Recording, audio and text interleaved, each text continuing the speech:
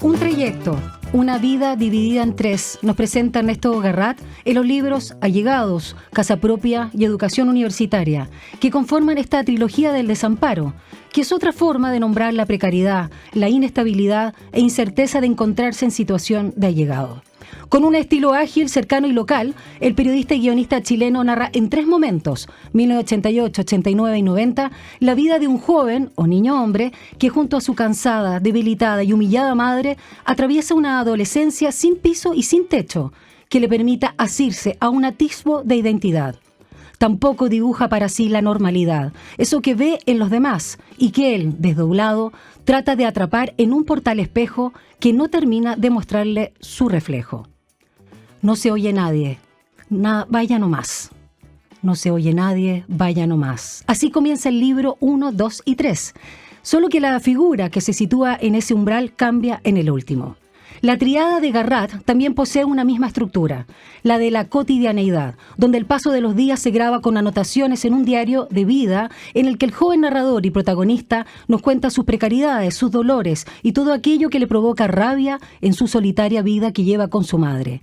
El motor de este pequeño núcleo familiar, que va cambiando a medida que el hijo va creciendo, es la incesante búsqueda de lo basal para la sobrevivencia en el Chile gris de la represión de la dictadura.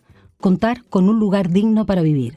Así, en las tres publicaciones vemos el correr de las penurias y los años en páginas encabezadas por los días de la semana.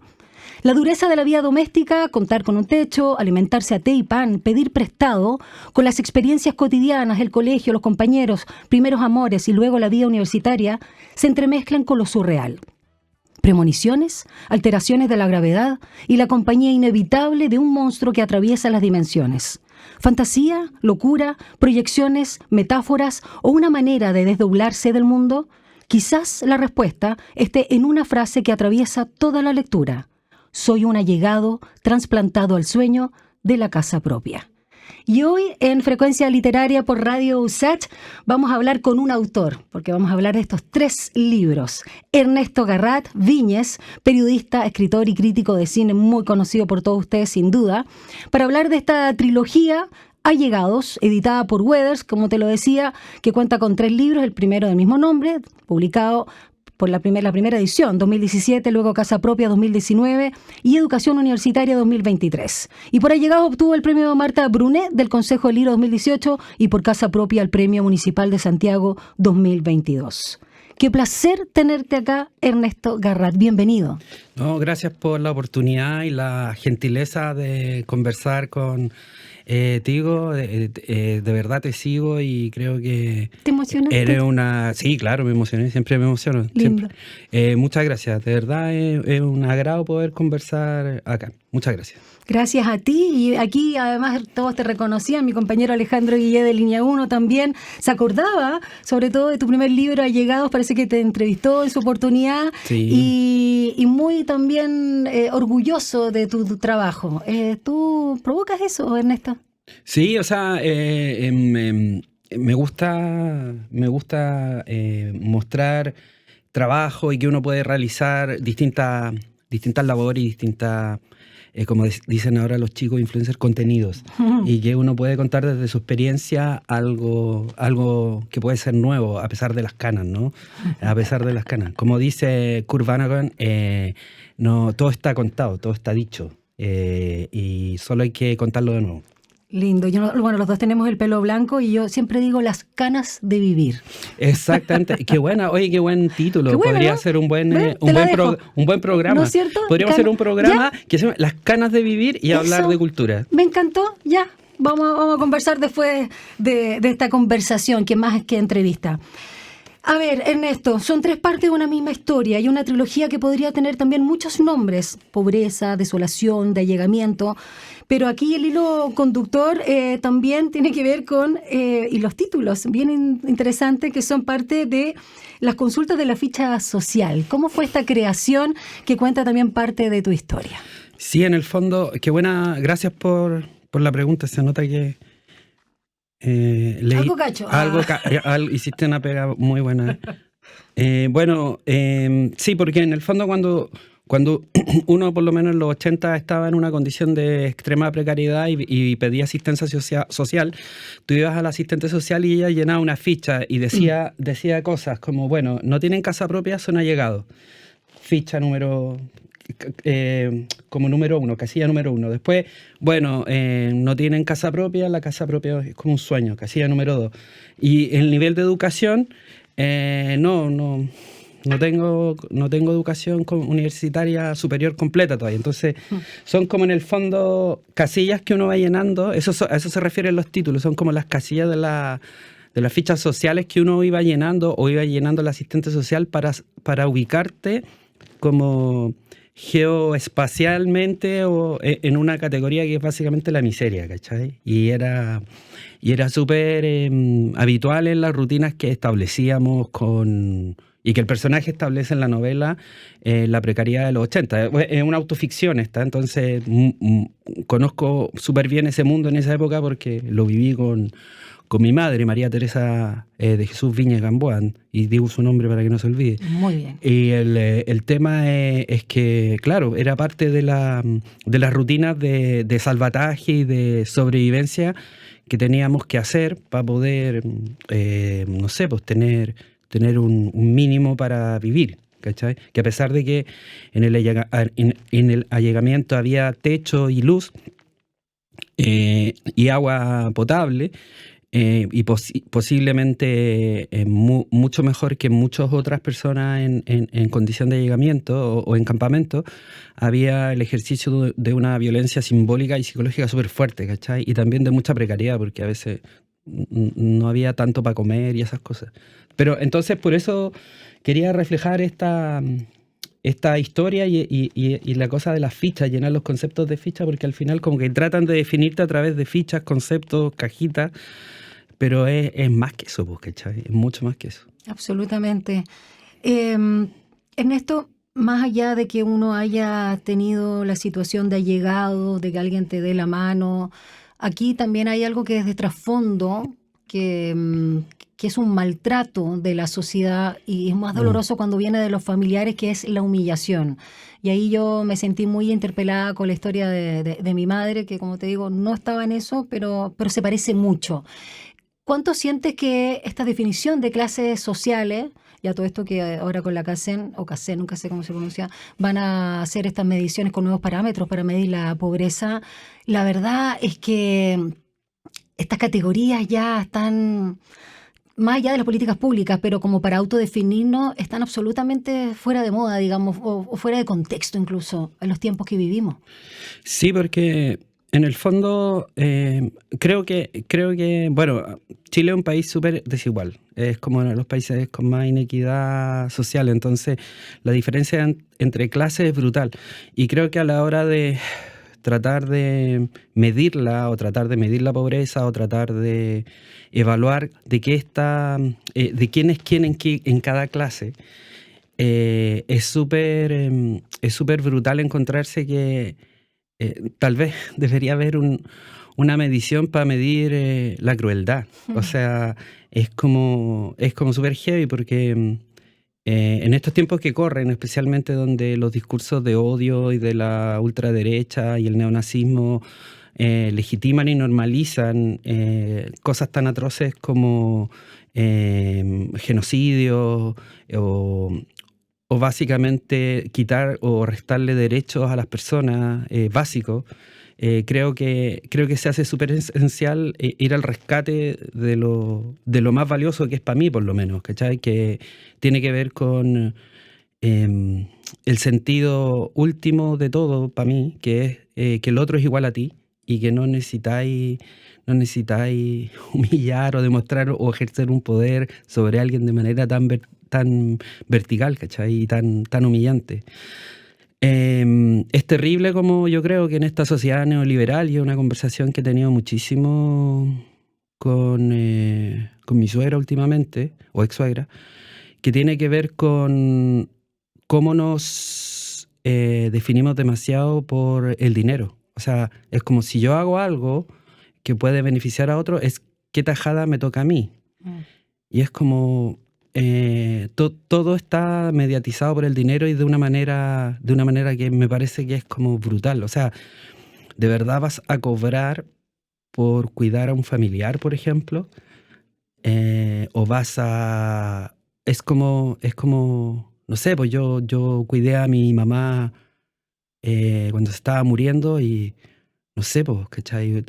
En fin, uno se enfrenta a situaciones súper extremas, como cambiarle el pañal a un adulto mayor, ¿cachai? Entonces, pero de verdad, vaya, o sea, es como, quiero decir, ¿a qué punto hemos llegado que todo sea... mercantilizado. Exactamente. Sí. Entonces un poco de eso habla el libro, porque yo creo que no sé si te pareció en la lectura, pero en esta sociedad hipercapitalista o neoliberal, todo tiene que ser transado en ese mercado y eso explica, por ejemplo, y voy a ponerme más pop y frívolo, una serie como Breaking Bad. O sea, un tipo un profesor de matemáticas, buena persona, se convierte en traficante de metanfetamina y en un lord de la droga para pagar su tratamiento del cáncer.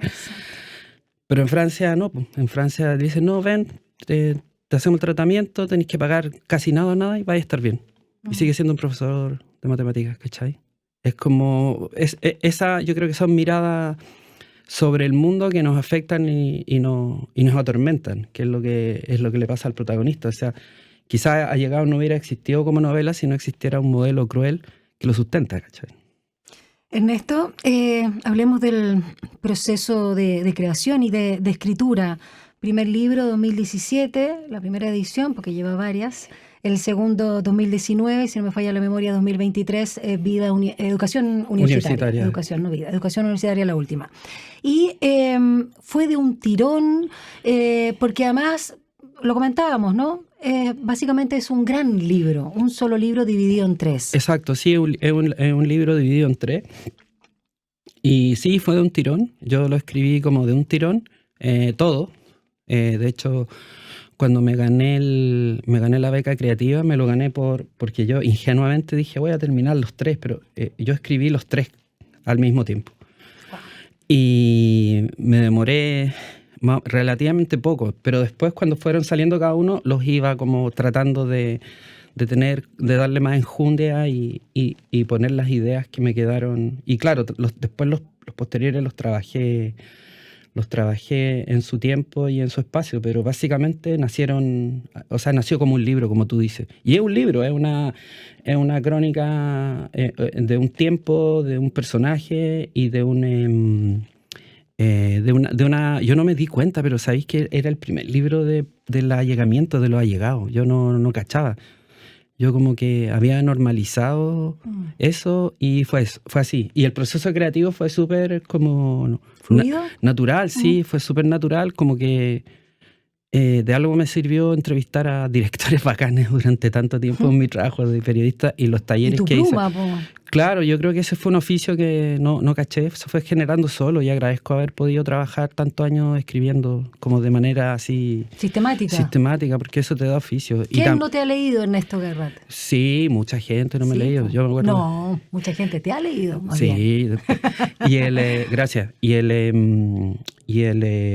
creo que no agradezco, por ejemplo, a Paula Escobar, que cuando estábamos en la redacción de revista, se preocupaba de que asistiéramos a talleres con Leila Guerrero, por ejemplo. Nada más ni nada menos, que tremenda editora. Yo tuve como 7 talleres con ella y aprendí caleta.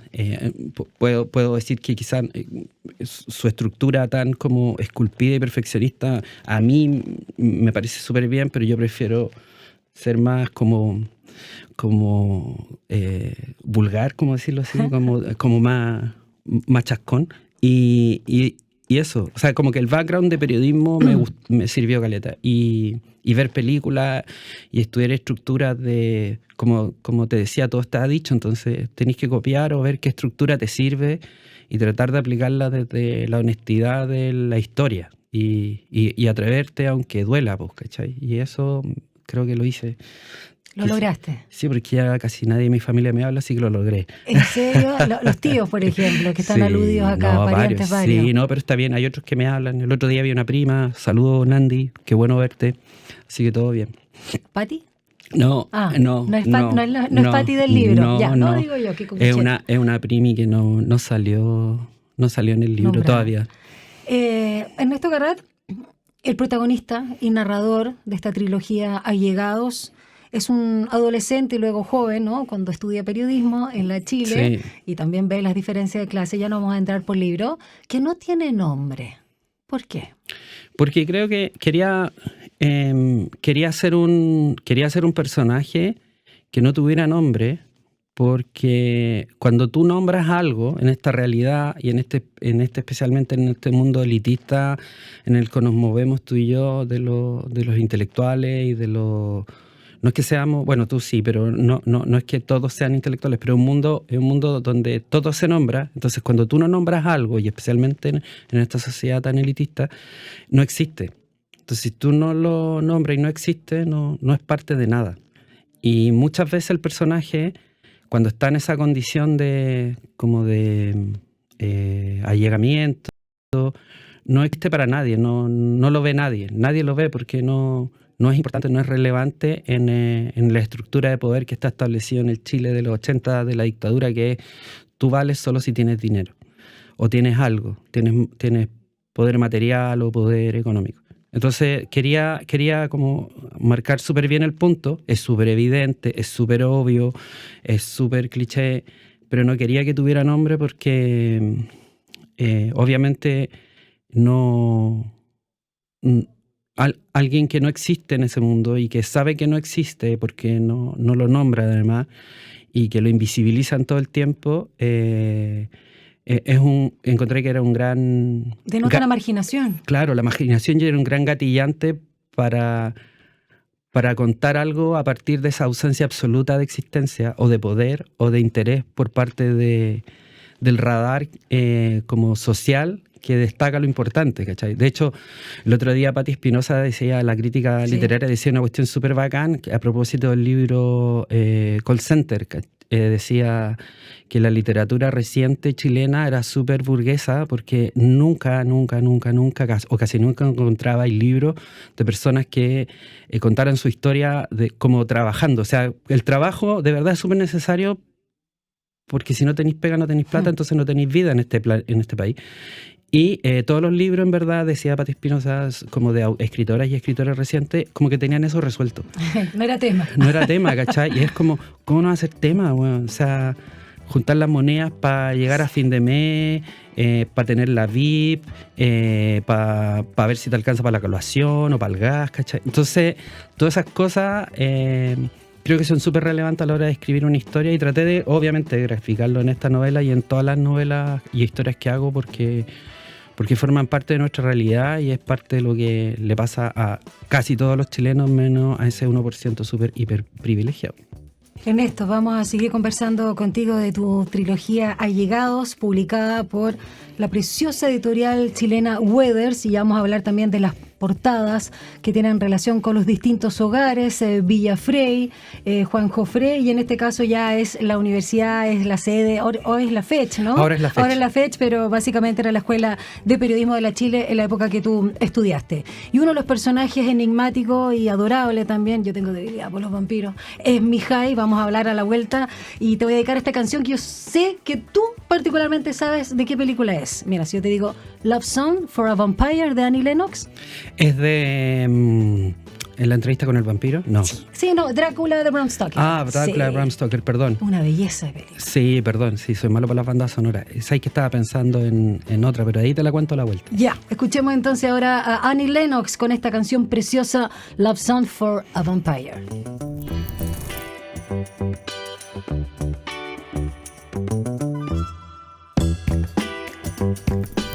Y luego de esta canción, Ernesto Garrat, fiel a su oficio, me estaba recomendando una película.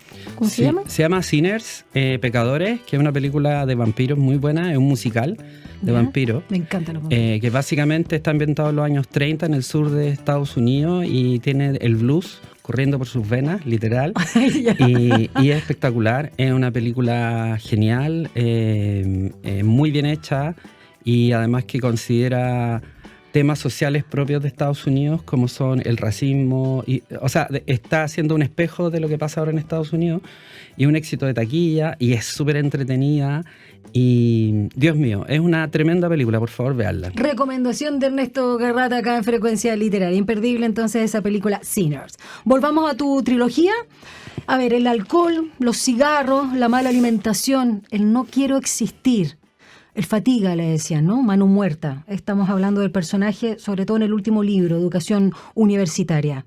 Y de qué manera también la salud mental está presente en esta trilogía, y por supuesto no dejamos afuera a la madre, porque no es solamente cansancio físico, sino también moral, por los dolores de la vida y cómo se le negaron oportunidades, y trabajó de empleada doméstica y, como se dice en buen chileno, se sacó la cresta.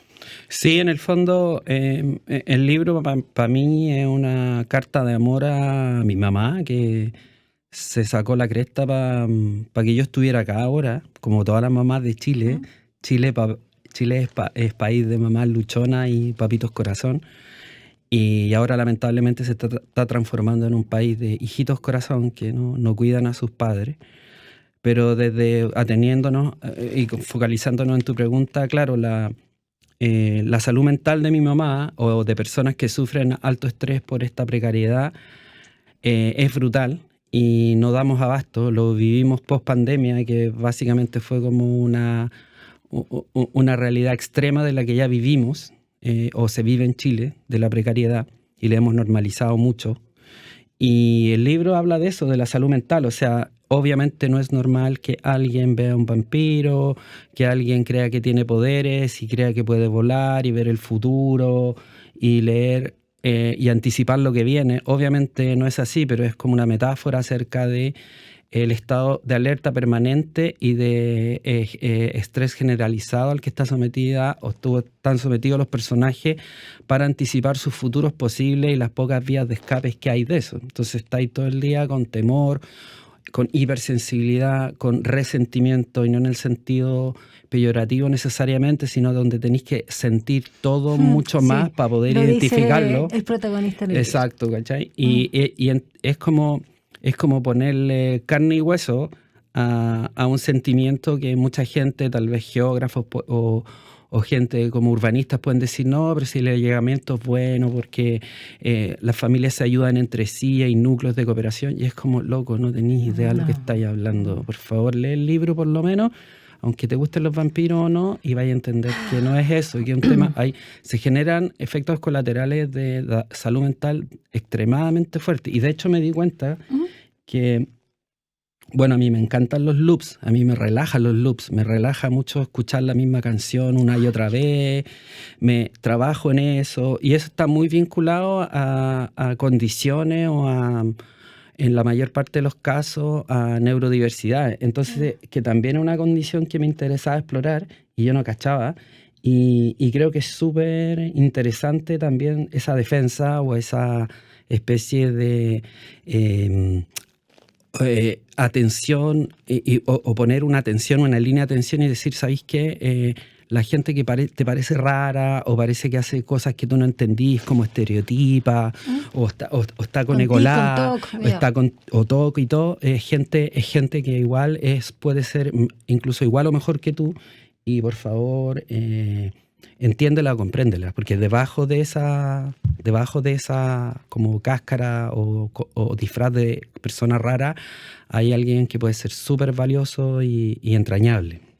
Ernesto Garrat, y a propósito de loops o de cábalas, porque hay varias cositas ahí interesantes, incluso con los números o poner las direcciones, citar la edad del protagonista en cada libro, las mismas portadas, me encanta eso, esa como... Los lugares son muy importantes. Muy importante, es donde uno se sitúa, literalmente. Y todos los libros, y lo decía en la introducción, perdona por lo larga, ya te decía, parten los libros con no se oye nadie, vaya nomás, que son susurros al borde de la puerta. Y eso ya habla, a propósito de lo que tú señalabas recién, de la salud mental, de eso de estar pisando sobre huevo, de andar en puntita, de no tener un lugar en un lugar.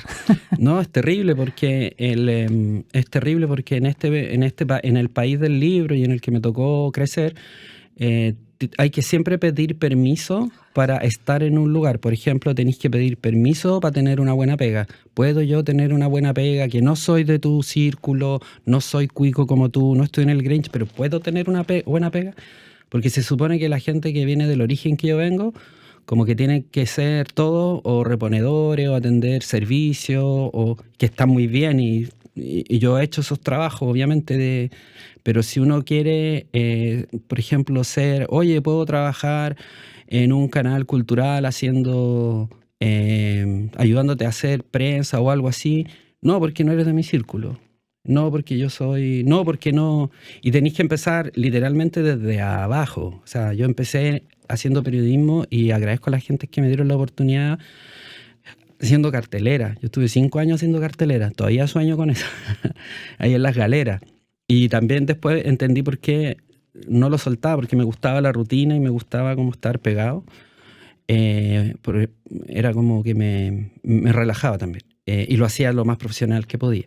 Pero empezáis así, muchas personas empezamos así y pidiendo permiso para trabajar, pidiendo permiso para vivir, pidiendo permiso, como todo es pidiendo permiso, como que tenéis que rogar. Aunque tengáis más capacidades, aunque tengáis, o igual capacidad, pero aunque demostréis que tenéis talento, mérito, igual tenéis que como rogar y pedir permiso. Y eso quería graficarlo. No podía encontrar un lugar acá en Chile porque no te dan lugares, o no en la historia del libro. Ahora creo que está un poco mejor, tal vez, pero bueno, todavía no me termino de convencer. Por eso te hablaba también ahí de la humillación que está presente. Súper presente.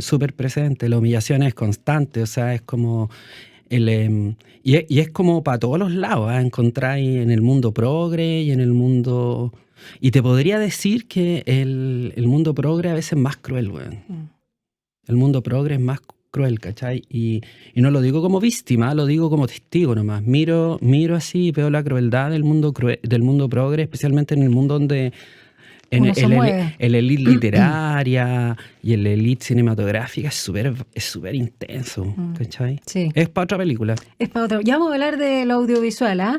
Me gusta esto que también está presente en una de las frases de tu primer libro, Allegados, libro primero, 88, Ramón Cruz 652, Villa Frey, 16 años, tercero medio, ni bienvenidos en una pieza, ni bienvenidos en el mundo exterior. Solo para dar un contexto aquí, porque me gusta mucho también cómo escribes, estamos encerrados, dice el protagonista, en una pieza pequeña, con muros grises de volcanita sin pintar. Y sobre la nafe, mi vieja, María Teresa, de 60 años, cocina arroz y tallarines para 2. Eso dice el narrador. En el IRT blanco y negro, Pensados Gigantes, también la que más le gustaba, por supuesto, por su edad y porque era bueno. Magnetoscopio musical y Los Venegas. Y aunque una editora te haya dicho que no voy a leer esto porque me gustó mucho, allegarse, yo me allego. Tú no te allegas, mi mamá sí se allega, nosotros nos allegamos, ellos nunca se allegan, ellos me dan terror, ellos son los dueños, ¿vosotros os allegáis?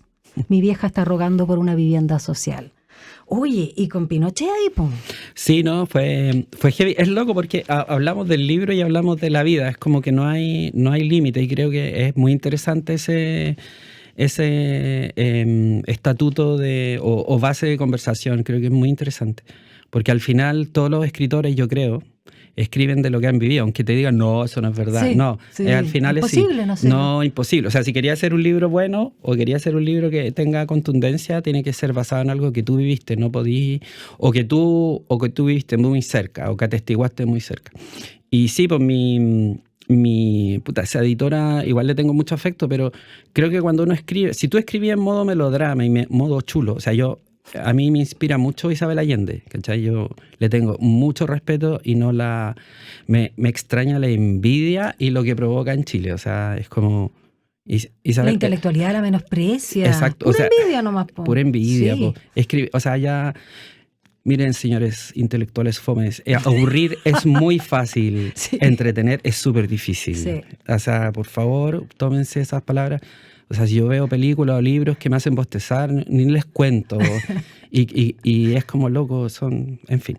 Y creo que ella lo hace súper bien. O sea, de hecho, el realismo mágico que ocupa, la soltura, la sencillez, o sea, no es sencilla, es todo lo contrario, pero la facilidad con que hace parecer algo fácil, lo encuentro increíble. Y también la emoción. ¿Y por qué la señalo también? Porque a propósito de esa frase que tú leíste, de esa conjugación del allegamiento, del verbo allegar, creo que lo hice a propósito y lo hice de una manera chula y lo hice de una manera melodramática, sin culpa. Yo no lo encontré chulo. Soy chula, capaz. Sí, pues somos chulos, sí, hay que entenderlo. O sea, venimos de una tradición de Corín Tellado, y no estoy menospreciando con eso el trabajo de Corín Tellado, ni menos el de Isabel Allende. Solo decir que estar conectado con esas emociones, aunque parezcan para un hombre cis o hétero, como a veces me lo restregan en la cara a la hora de categorizar y expresar mis emociones, uno está conectado con esas emociones y está súper bien. Sí. Y que ojalá se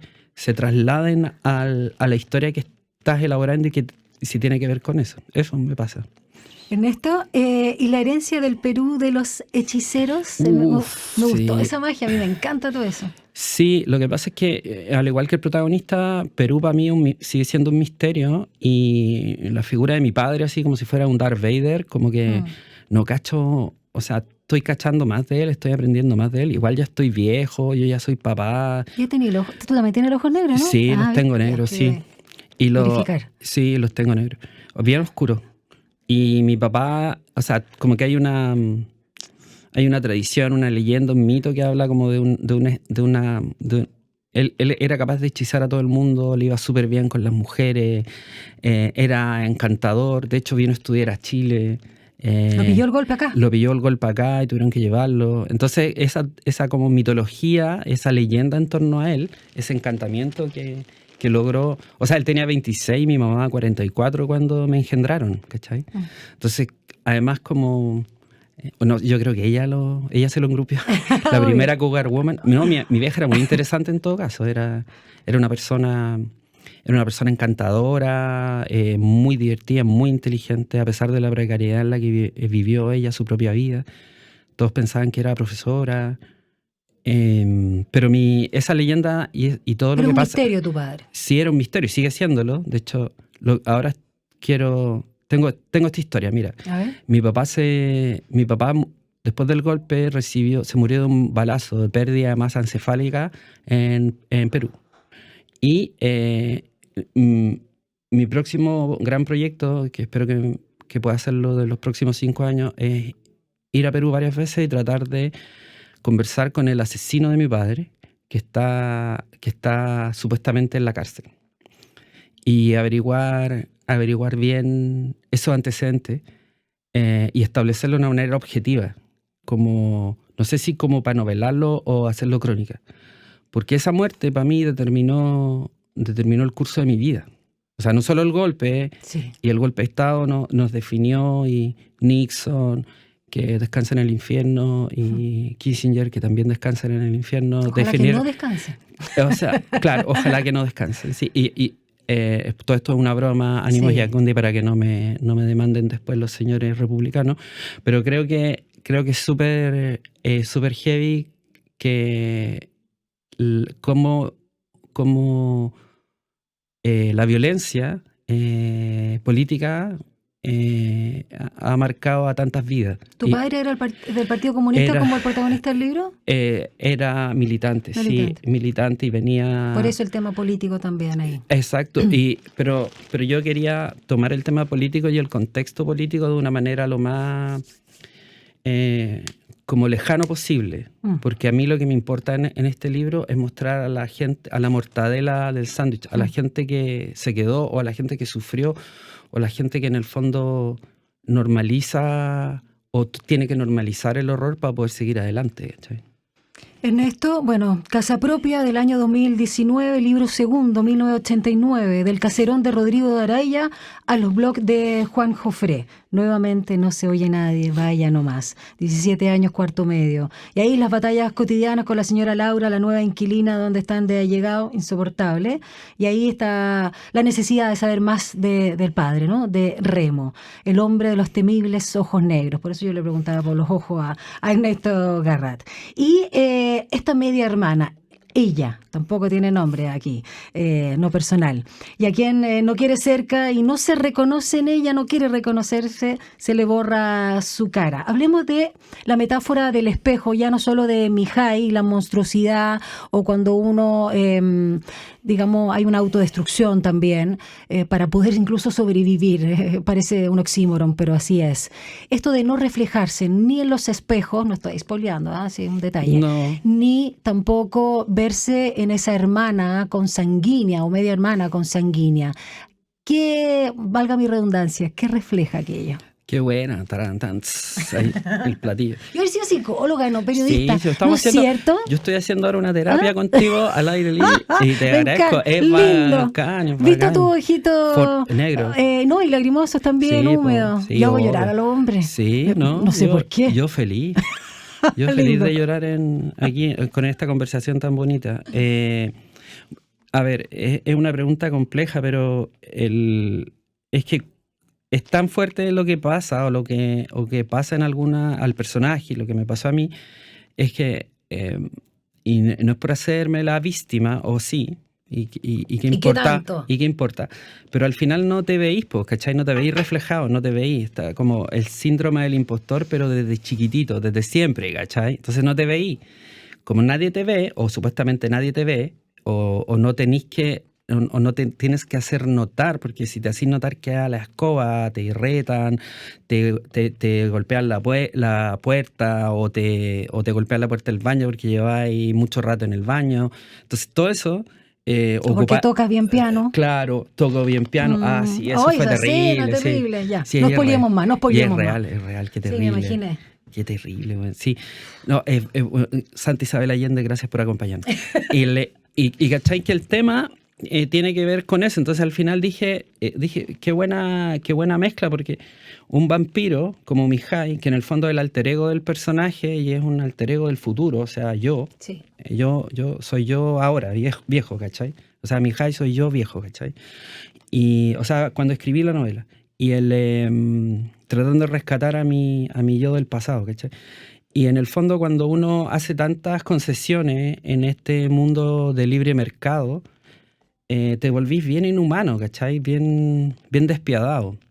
Creo que nunca he llegado a esa condición, pero lo he visto mucho. Y como que te convertí en alguien arribista, como en un Barry Lyndon que quiere ascender y negar tus orígenes. Entonces quería que ese vampiro fuera en el fondo alguien que fue partícipe o tuvo cierto éxito en esta sociedad neoliberal del libre mercado y ya no es capaz de verse, ¿cachai? Entonces quiere ver su reflejo, quiere ver cómo era antes, es decir, el niño de la historia.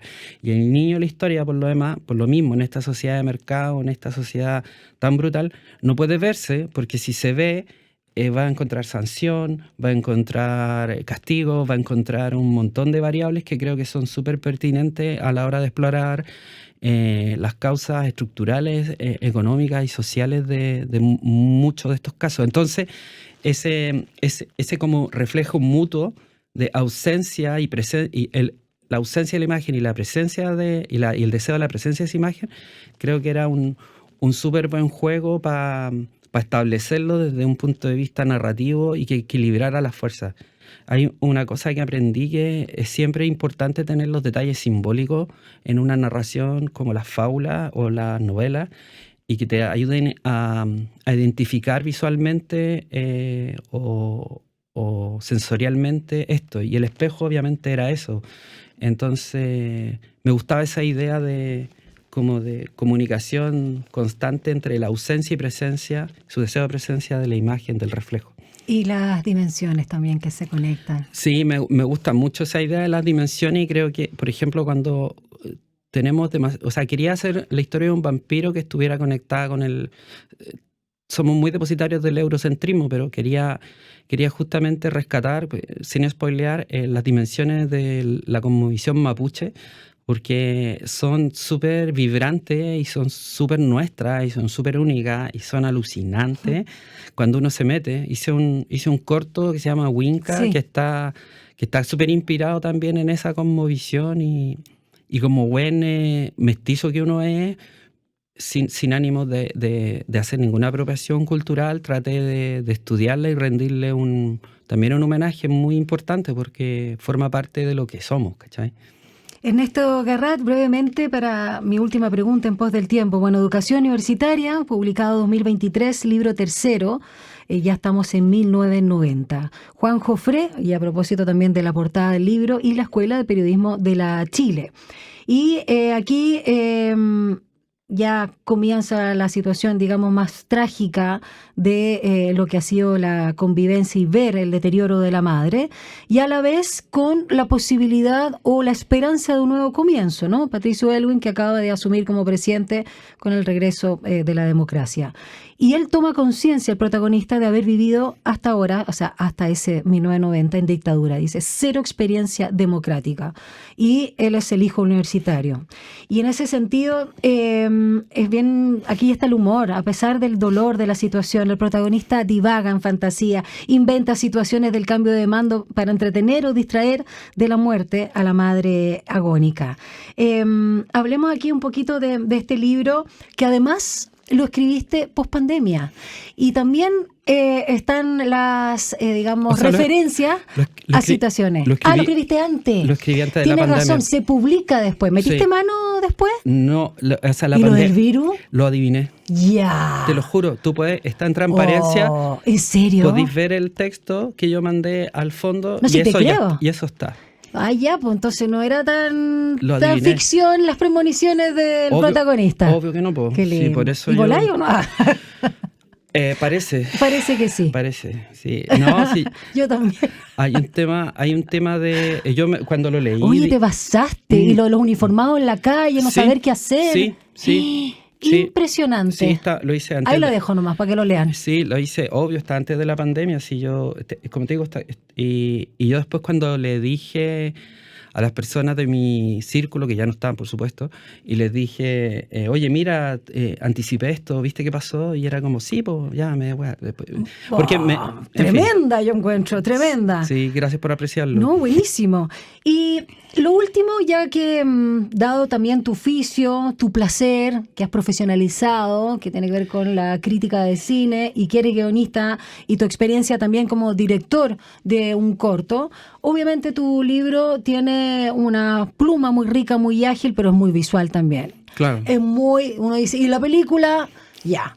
Entonces, cae de cajón que yo te pregunte en relación a esta nominación que se hace como de Parásitos, que es una tremenda película, como la mejor película del siglo XX. Ah, sí, el New York Times la eligió. Eso, sí. Algo así, ¿no? Tremenda. Tremenda, sí. Todos cuando la vimos... yo la vi antes de que saliera en el cine, creo que la vi por Movie, no me acuerdo, pero todos cuando la vimos dijimos, esto es Chile. Sí. Pero Allegados es anterior. Sí, claro. ¿Cómo haces ahí de alguna manera una... O sea, yo cuando vi relación.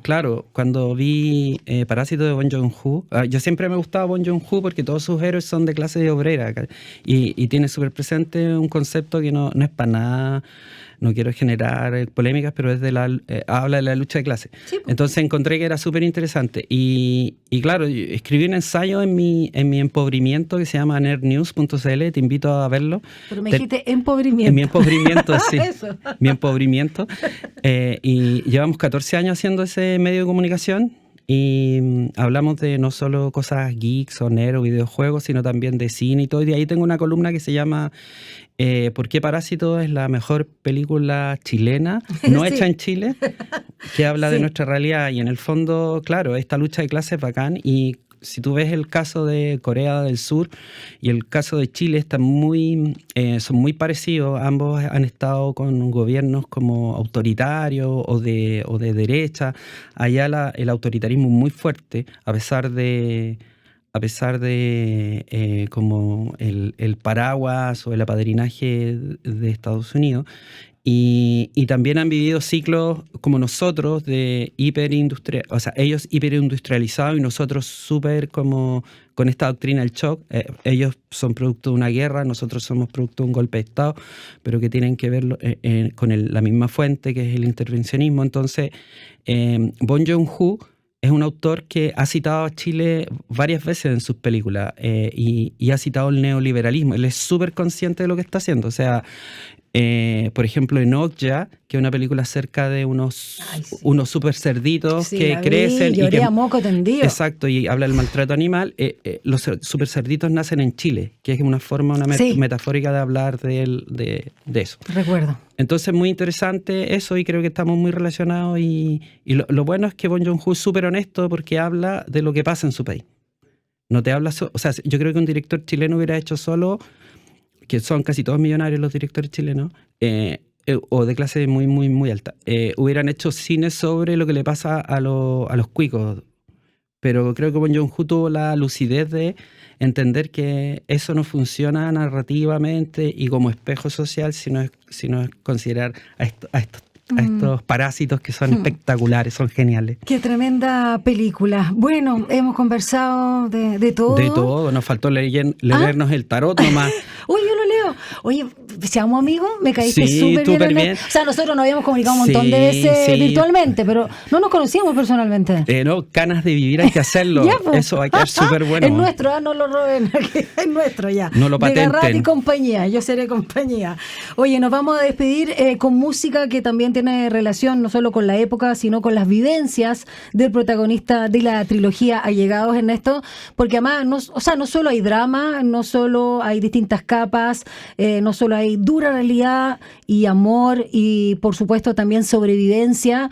Hay arte. Oye, ¿los dibujos de quién son a todo esto? El primer libro son buenísimo. míos. Y el segundo quiero destacar el trabajo de casa propia, a ver. Sí, espérame un poquito, perdona. Con cariño los libros, mira que yo los cuido. Los leo con banderitas nomás, no los rayo. Son de Mariana Misharri, que es una joven talentosísima. Súper bonito. Porque el protagonista es un muy buen alumno, pero siempre está rayando, dibujando en sus cuadernos, ya sea Mihai, ¿no? Claro. Y le da vida. Son súper bonitos precioso. Los de ella. En el fondo, tuyo también. Es un libro, en el fondo también me interesa mucho la creación dentro de la creación, como el laberinto del fauno y todas esas cosas. Como que hay historias dentro de la historia, y creo que es un poco la idea y reconocer el trabajo de Mariana, que es espectacular. El arte está presente con estas ilustraciones preciosas. Por supuesto también está el humor, hay harto humor. Hay harta autoconciencia a pesar de la búsqueda de la identidad, y por supuesto hay música. Así que nos vamos a despedir con la versión de Jorge González. Lo estamos pasando muy bien. Excelente. Gracias, Ernesto Guerra. Gracias por invitarme. Gracias a ti. Y quédense en nuestra sintonía ya viernes sin pretexto, a veces con Mirna Schindler. Chao, que estén muy bien.